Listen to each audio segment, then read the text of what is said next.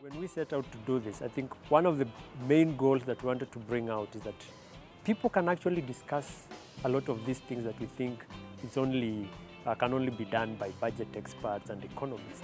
So we looked at data from the health sector, we looked at data from agriculture sector, we looked at information on the revenues that counties actually collect from property taxes and from other sources of own revenue, and we tried to put that together and manipulated it a bit so that it wasn't recognizably any county, but that it was similar to what some counties actually, the conditions in certain counties. And then we asked people to think about how they would share those resources. And so for that purpose, we took them through the current formula and made sure that they understood very clearly how the decisions were made in the current formula to share resources. Then with that background, we asked them, okay, now you're in the driver's seat. Here's the 10 billion shillings. Here are the 3 counties, Hapa, Kule, and Zamunda. How do you want to share these resources in a way that you can justify it? Right? It is not something which is only supposed to be done by certain technical people in Nairobi sitting in a room. It is something which can be discussed by everyone. So what we want to do over the next few hours is to lead you through a structured conversation about fairness in revenue sharing and get your views.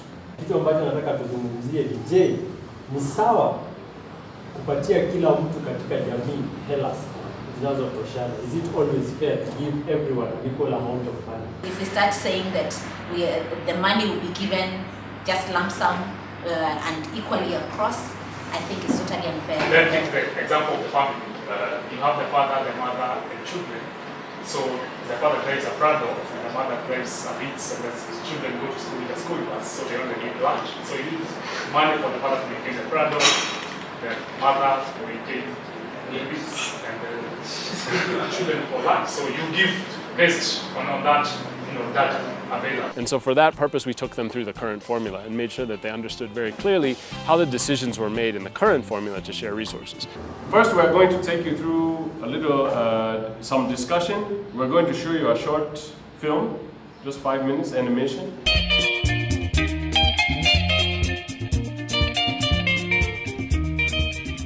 Then have further discussion, and then we'll do some group work where you actually are making the decision.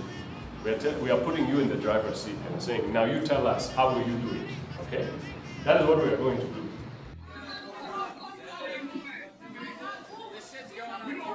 Let us talk about resource allocation. There are 3 main principles that now ought to be used in the practice of revenue allocation. The first is need, which stipulates that people should not all be treated equally if their needs are not equal. Parameters that were quite surprising for people was the parameter that is used for population and of course the parameter of poverty. Kwamba Turkana inatambuliwa kwa sababu ilipatikana petroli ambayo serikali inanufaika na hiyo petroli ndio wana invest. Hiyo ni kama kuinvest wa invest. Kama ni shida tuko na shida sawa. Because how those parameters are measured was very different from how people thought those two work. For example, when thinking about population is that it's based on the ratio, that what is the share of the population of one county in relation to the whole population in the country. Na vile mzee amesema, kwa wale watu wote maskini wanaishi Kenya, wangapi wanaishi Turkana? Labda kwa 180 na kitu. Wangapi wanaishi Turkana? 8.7% ya watu wote maskini wanaishi wapi? A lot of people thought it's based on the poverty index across the counties, but in the real sense it's based on the actual number of poor people that live in a certain county as a share of all the poor people that live in the whole country. So people understanding this, you could see the surprise, but at the same time you could see a lot of the light bulbs going on, and people could now understand how some of these parameters work. 45% ya hiyo wananchi naenda wapi? Kwa population. Nani yako na population mingi kabisa? Ndio upande ya nyuma. Wana mali population iko? Nani yako na population kubwa? Hapa na population ya watu ngapi?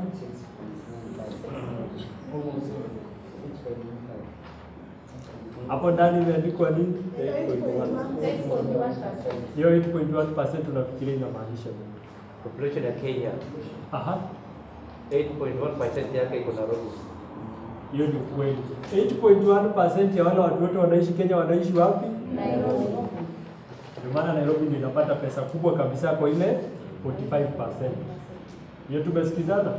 Every time people understood how the current formula work, a lot of that pulling towards your side kind of died down. We have to explain to people very clearly why we are putting certain data into the formula so that they understand what the rationale is. And I think that's not the case currently. Most people do not understand why certain variables are in the formula.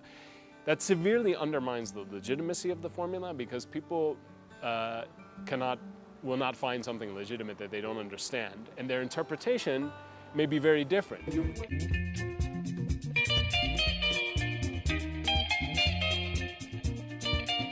Ingekuwa ni wewe CRA unagawanya pesa, ungepatia hizo ward pesa ngapi kulingana na ile mahitaji ambayo mtaona hapo? We had been doing trainings for a long time and talking to people about revenue sharing, but we knew that people don't really understand something until they have to do it themselves. And so we wanted to create an exercise where people actually had to make the decision.